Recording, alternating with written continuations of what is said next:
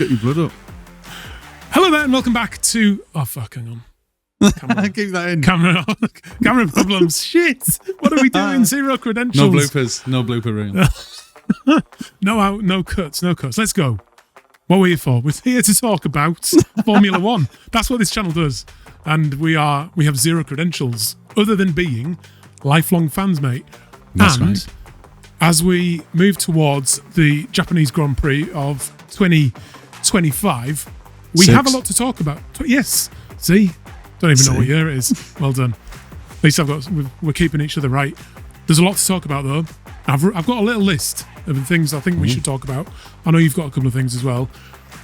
Can anyone stop Mercedes at this early stage of the season? Are we looking at a papaya disaster again? Or are they going to recover? Aston Martin are in absolute disarray. What is going on there? Changing management again.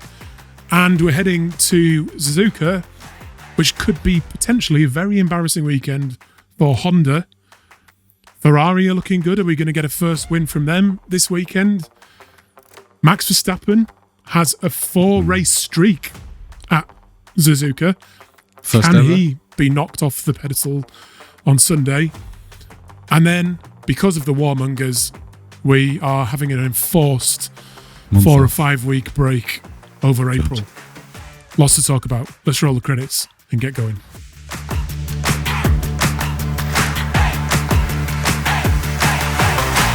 Right, I'm gonna kill the music. Let's kill the music straight away because straight into it. Business let's time. get into it. Talk to me, Goose. You're Goose. I'm Maverick. Shit. I'm Maverick. You're I Goose. was just going to slyly drop that one and see if you were on the hook then and you'd rejected it. Don't throw popular culture references from 30 odd years ago at me. I'll call you straight out. Yeah, I mean, a lot going on in the 2 weeks since China, and hopefully a boatload of upgrades to come along as well. So, I mean, with the first 2 races, they are back to back, so it's really, really difficult for them to make any sort of progress or any sort of understanding. Yeah, they're committed. They're committed at that point, aren't they? Yeah. Yeah, they haven't got the spares, they haven't got the parts, but they can flood data back to the factory to see what they can start bringing with the 2 week gap to Suzuka. Suzuka's a fantastic track, absolutely excellent to watch, a classic in the sport, and it'll be really, really interesting. I was looking at last year's race, and then halfway through it, I realised, what's the fucking point? Like, none of the form, none of the racecraft or anything like that has anything to do with the modern day. I learned zero. Yeah, no, I had the exact same feeling when I watched it back today. And in fact, the last couple of years there haven't been that great. No, they have been a little bit processional because there's all those like S's, isn't there, which just become, in the previous regulations, was just a lot of following. I'm kind of hopeful that we'll see some better racing this year. But yeah, like last year, it teaches you nothing. And I think these drivers are all very, very good, aren't they? And I think if you put them in a good car, that's going to make a difference. It's sad because it just shows everyone's a great driver, and as long as you're given the equipment, you could probably do something half decent with it. Yeah. But the interesting thing that occurred to me with all the curves and the S's that are in this track is, of course, cars are going slower in corner modes, trying to harvest. We're talking bullshit battery talk already. So can they overtake? If they're going slower through those S's, is there an opportunity for overtaking through those in areas that were traditionally nobody would even consider doing it? But I have massive question marks this week about obviously how far Honda can fall. I think it's very probable that there's another double DNF coming along, and as you alluded to earlier, double DNF at Suzuka for Aston Martin and their Honda. I think that's going to be pretty excruciating for them. They said they've got some understanding of the car, but they've confessed themselves that they haven't made anything like the progress that they will need to make to catch the rest of the field. So it looks like a sad time. And how long will Aston Martin commit to them? Will they drop them? Mid-season? They must have performance clauses in their contract, their supply contract. And if it depends how it's been negotiated, doesn't it? I mean, they've got them for the full year. There's no question there, but it's how quickly they can drop them if they're not pleased with the direction of travel. One of the things I think is going to be interesting is to see how, if that is the case and Aston Martin are terrible again, how the mainstream coverage is going to look at it. Because Formula One and Liberty Media kind of operate under a fairly strict set of rules about what you can and can't say. And I think they're going to be, if I was Stefano Domenicali, I'd be thinking like, I kind of want to try and protect Honda, who are investing in this sport, as much as I possibly can. So I don't know if that message is going to go out to sort of say, you need to not be too harsh on Honda. When Aston Martin themselves have kind of already they've laid the blame at Honda's doorstep. So I think it's just going to be interesting to see like what the actual facts are on the day, and if those two Hondas explode again, and or shake the Fonds to death, or or whether they just kind of go for it or blanket. It's really interesting because you'd like to promote. I don't like knee-jerk reactions. You'd like to promote a long-term development partnership because let's face it, when Honda get it right in motorsport, hang on, mate, they've dominated the world. Do you know we're on the internet here? What? We're talking on the internet. You can't have long-term, sensible opinions when you're talking. Are we on the internet? I can't even see the fucking wires. Are we in the cloud? You're promoting sensible long-term thinking. What the fuck? That's not going to get us any views. What the fuck is that about? Especially with Lawrence Stroll. He's not thinking. Well, he's not thinking long-term, unless he's thinking maybe one day Lance will make it. He's a future world champion. That's a long-term commitment that he's making there. Yeah, maybe just point to that. It's a 5-year plan to make Lance the world champion. I might put a quid on that. It might be worth it. Superb. Yeah, I mean, it would be nice to see them kind of play the long game because I reckon once the engine gets sorted out, I would imagine that's going to be a fairly capable car. I mean, Alonso has done things in it already that sort of suggest he's somewhat comfortable with certain aspects of it. Yeah, but imagine if you're Adrian Newey, you've clearly kept some tricks in your magic box up your back sleeve about the aero and the package that you bring in, and nobody has a clue how good his chassis and his design of car is because the engine's dog shit at the minute and shaking the thing to pieces. I mean, he must be absolutely gutted. He looked very tired though, didn't he, from this whole experience? And clearly, I don't know if he's not enjoying it being the head of that team. Yeah. Whether there's some health issues or just general tiredness issues or I don't know. He's been building cars in Formula One for a very long time, but it never really seemed like the right role for him, did it, running a team? No, I think it was an offer to get him in the first instance. I think the only progression Adrian Newey can make, he's the best of the best in terms of what he does. The only thing that could possibly tempt him away from the success he was having at Red Bull was the prospect of delivering his own team. Do you think he wanted that, though? Or do you think he was sort of forced into taking on the full role? There must be a part of him that would think, well, I could do that. And because he's had nothing but success after success after success. So he must think, why can't I do that? Why couldn't I? Maybe. Lead the team as well. I think it was a mistake, and I think he's probably seen it as a mistake, and that's why they're trying to court somebody else to come in and take that role from him. He'll still be It's funny because there'll be a principal who's under somebody. I suppose that's. Well, I mean, Jonathan Wheatley has taken over though, hasn't he? Yeah, he's now in charge. Left Audi, moved over to Red Bull. I'm guessing because he worked with Newey at Red Bull for so long. He's obviously got a recommendation to Lawrence Stroll and said, yeah, this is your guy. He's left the Audi project, which was going reasonably well, I would suggest. Yeah. He's now going down the grid to take charge of the Aston Martin project, which it seems funny at first, but when you think about it, it's not, because he has nowhere lower to go. Like the only way is up at this point. I mean, finishing a race would be a start. Yeah, exactly. The only way is up, and I imagine that the financial package is somewhat healthier than he was getting from Volkswagen, essentially, who are not in great shape all the time.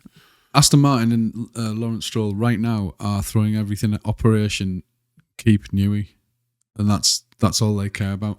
Yeah. I think Newey, he doesn't need to make any more money. He could have quite happily walked away from the whole project. But I think they want to say no. They want his expertise and his skills in the paddock somewhere. I don't think that they'd have wanted him as the designer in its own right, but maybe it took them offering the principalship of the team to get him to step away from Red Bull. And but now they've got him, they absolutely want to keep him, so they will facilitate anything he requires to keep him on side. You might be right. I think nothing's going to change what happens with Aston Martin this weekend, though. They're going to be, like you said, struggling to finish a race. So can anyone stop Mercedes? Do you think they're just going to dominate again this weekend? I remember Max sort of commenting maybe at the last race. Someone asked him about Mercedes, and he was just like, "Nah, they're going to be fast everywhere." Yeah, like there's no track that suits them. They're just going to be fast everywhere. Absolutely, and I think this early in the season, before upgrades in any meaningful shape come in Europe, where I'm looking for this weekend, I'm expecting Mercedes dominance. If there's going to be any sort of change, it'll be Ferrari and or some of the others trying to scrape away maybe half a second a lap disadvantage rather than 0.8 a lap, and I think that would be seen as reasonable progress this time of year. But I expect them to absolutely run away with it. I've got a feeling Ferrari are going to be in the hunt, though, for Mercedes. They're going to be hunting them down. And Lewis, obviously, we talked about it a lot on the last show, but he seems to have his mojo back a little bit. We've got a happy and fast Lewis again. Charles has never been slow. And on a track where there are sections that I feel could suit the Ferrari, the windy sections, the slower sections, I think it could be a closer battle than we've seen up to now. There are obviously a couple of pretty long straights in Japan, which I'm guessing will also suit Mercedes, but it'll be interesting I think we're going to see the top four flying off down the road again, to be honest. Yeah, and I fully expect, as a continuation of that, I fully expect Ferrari to be best of the rest. After that, I would like to hope that they could be a lot closer than before, but I think they'll be looking for, if they've got a program from now until Europe, it'll be incremental gains and try and narrow the gap to that 0.8 that they have. But I think they'll still be in the mix. I expect them on the day. I expect Ferrari to do a Mario Kart start again. Probably take the lead. And then.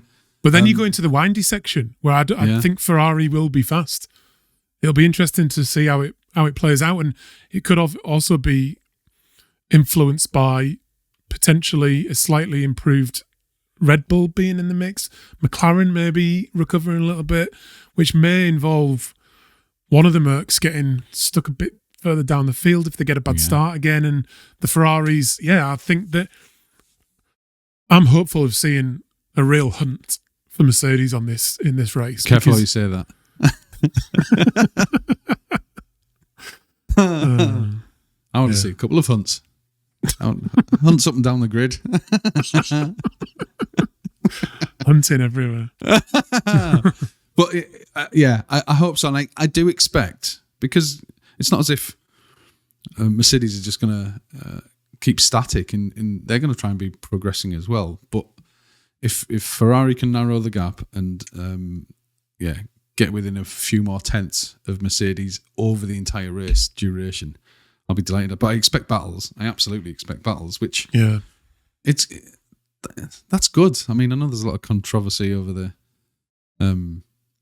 the ethos this season and the power generation and everything else, but I'm excited. We know there is going to be some battling up and down the grid. And you could never guarantee that before, I suppose. It is a strange one, isn't it? Because there has been some good battling, particularly up the front. But I think we were vocal before this season about the issues, and we've been moaning about battery chat and stuff, which is terrible. I don't think we've been the most vocal people about it, though. There has been others way more critical of these regulations than us, probably Max Verstappen fans on the whole, I would have thought, because he's right down the field. But the fact remains is that these regulations, the sort of design was to be environmentally friendly or be sustainable, that kind of thing. But what it's actually done is created an arbitrary energy limitation.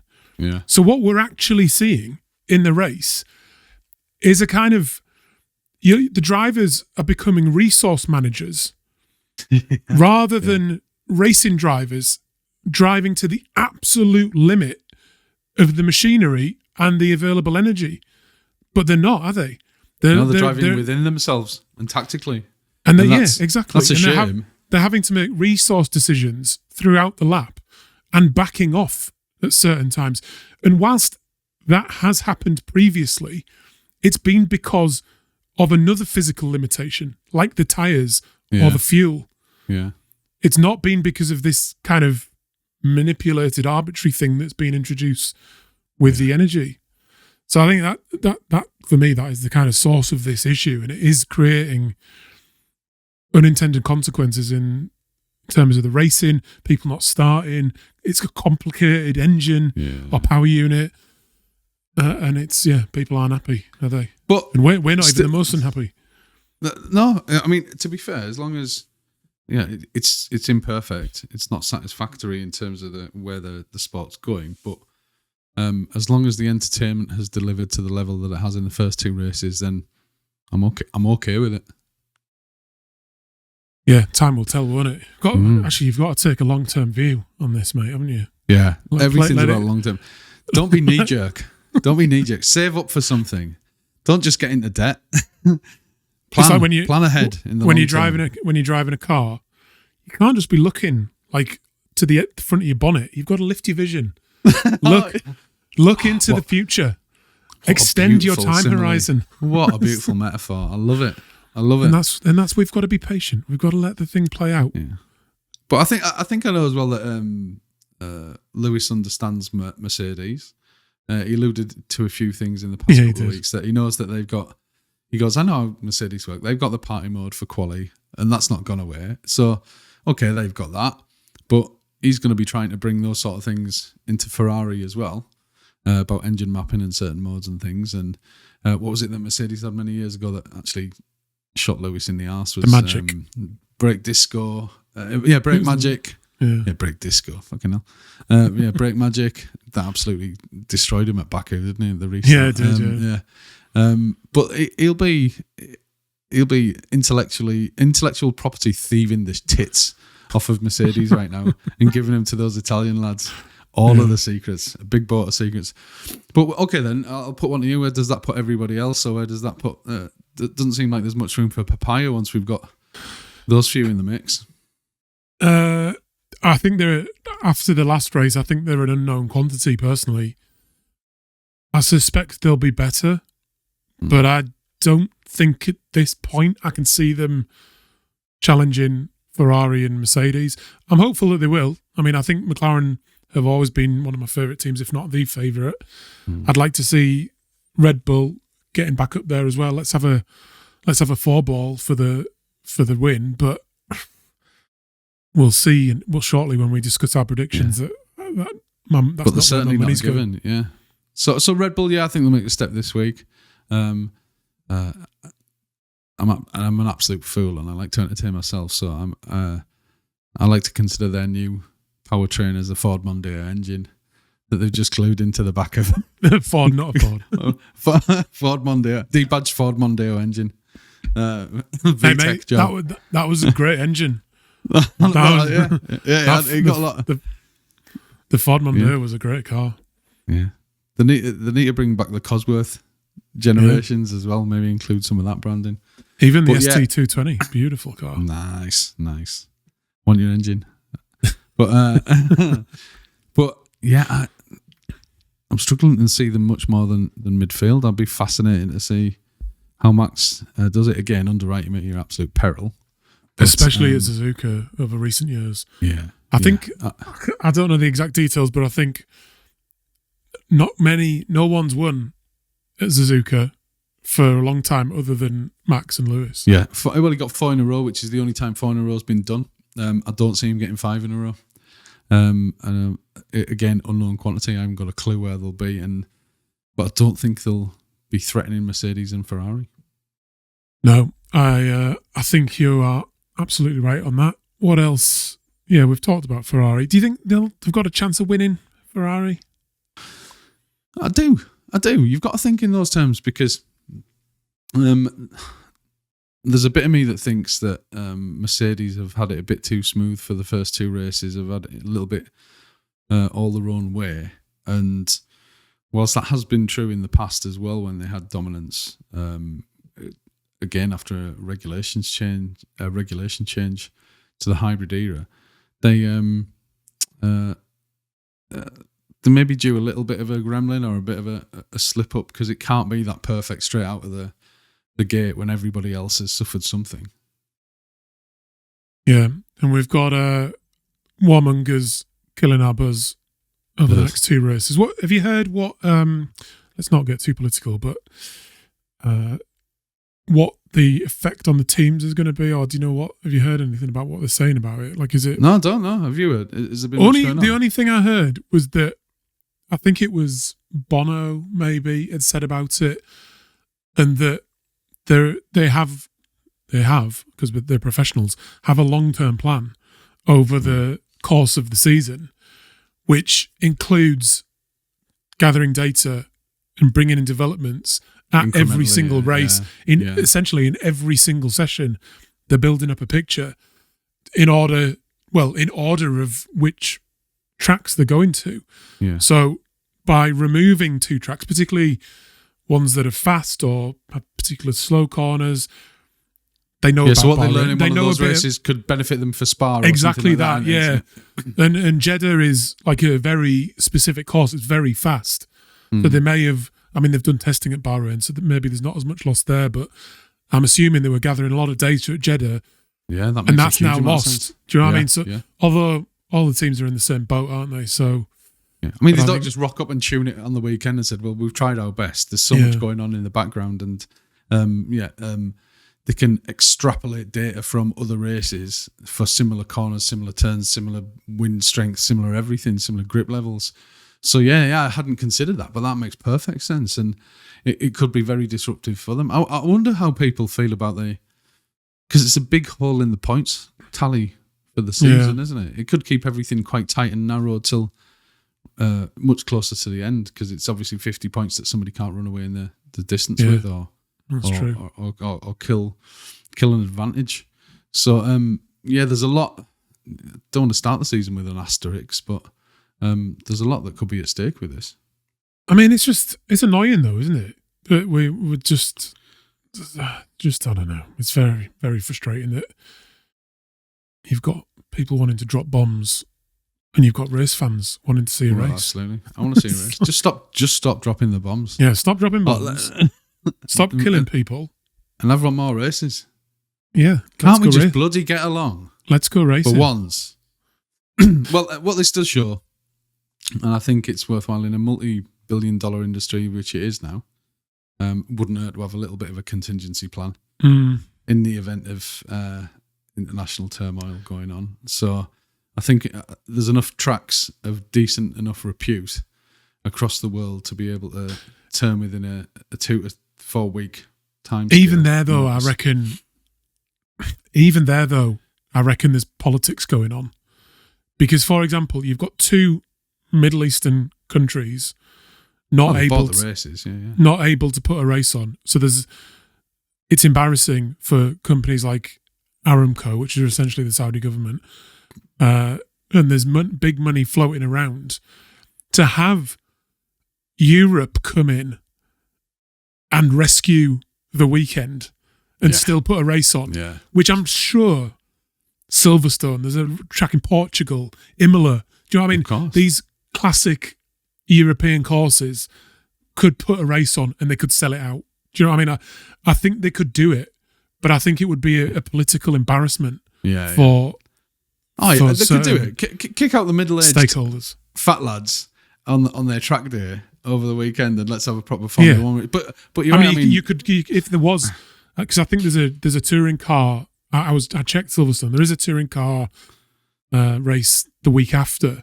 Yeah, but you could pay a race series off, which it would be it would be peanuts. Yeah, go down the road, wouldn't it? Would you? Yeah. Or just postpone it. We're not postponing. We're F1. Yeah. We'll give you $2 million to postpone. Go get you something. Stuff it in the top pocket. Yeah. Go get you something real nice, sweetheart. go get yourself a nice car, and then we'll join you. Yeah.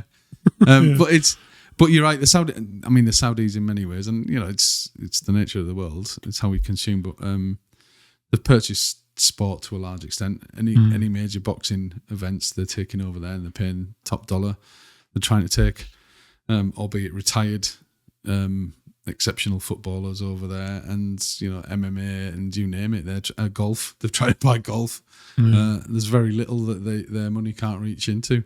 So you're probably very right. There's a clause in there. If it's not our circuit for whatever reason, it's nobody, and you just sit on it. Yeah. Let's move on to our predictions for the weekend. I think let's have a look at the current scores on the doors. Ooh. I've got a healthy lead there, mate. 9 points. You're on second. Not bad. You've not spent much time in second place. First time you're on 3. You're on 3 points. And last year's winner, our producer Whites, is on a single point. He won last year, so it's probably not the start he would have foreseen. I think you went first in the group chat this week. So do you want to? I certainly did. Lay your predictions on me. Got in nice and early because I won't have accusations of following the field. So not dissimilar from last week for me. So Paul, George, can't see beyond Mercedes. I'm delighted for Kimi last week, but I think on a week-to-week basis, George will outrun his teammate more often than not. And then the race itself, I've got George, because why not? And then Kimi, because I can't see past Mercedes full stop for the front row. Yep. And then we bring it into the Ferrari territory for Lewis and Charles in that order, because they are certainly the best of the rest. And just to mix it up a little bit, and because I put him in last week and he might pay off pretty well, is Hadjar, because I don't think it's an absolute given. I think the car's equalised for the drivers. There's no second seat deficit anymore, and I can see him getting a bit of a result sometime this year. I'm not calling it this race, but I can see him getting a result sometime this year, and I'm thinking, why not? Isaac Hadjar for 5th.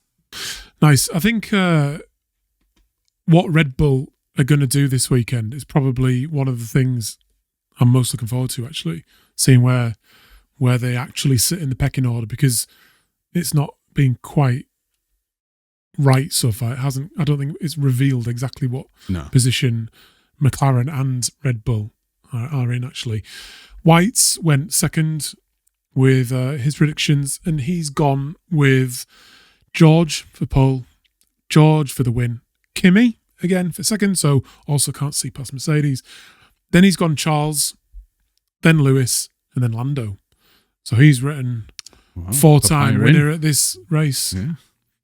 Completely out. And he's a personal Max fanboy, so that was a hard call for him to make. He is. So, that's George. He must have some severe doubts about Kimi, Charles, Lewis, Lando. Red Bull this year. He also isn't I'm not sure. Has he put Lewis above Charles at any point as well? No. But I don't expect that, to be fair. No, I'll give you right. And then that leaves me, and I've gone with exactly the same as last week, actually. Well, she paid off beautifully, didn't she? So why wouldn't you? It did, yeah, it did. So that is, I'll just put it straight up, George, Kimi, Lewis, Charles, and Max. That did pay off reasonably well for me. It wasn't full points, but I think there's a good chance. I was very close because I think he's been superb so far this season. I was very close to putting Oliver Bearman into fifth. He did well there last year. Yeah. He's been fast up to now. He got a fourth in Mexico last year. I reckon he's the real deal. And I was very close to putting him in fifth because the Ferrari engine is clearly a decent box, isn't it? And that is what's powering that Haas car.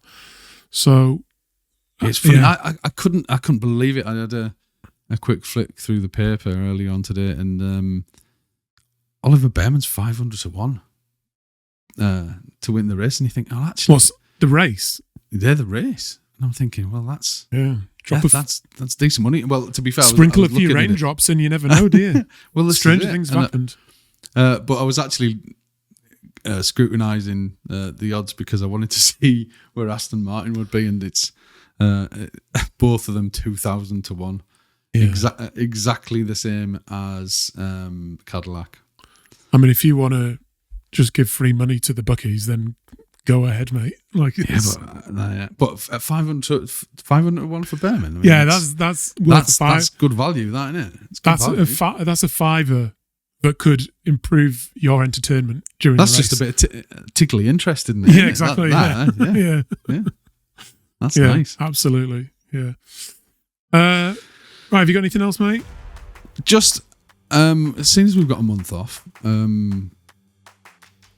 obviously we'll do a post-race feedback, but I wonder if anyone's got any ideas in the comments or anything they want to see us discuss. Maybe we can pull something together and have a bit of a chat about races, philosophies, things of the past. We could do a live stream and see if anyone wants to join us. That'd be interesting. But I'd like people's ideas as well. If there's anything you want to see us chat shite about for an hour, let us know. Put it in the comment. And in doing so, like and subscribe and ring a bell and push the screen twice and do all of those things. You've said it all, mate. We'll see you again very, very soon. Goodbye. Enjoy your weekend. Bye-bye.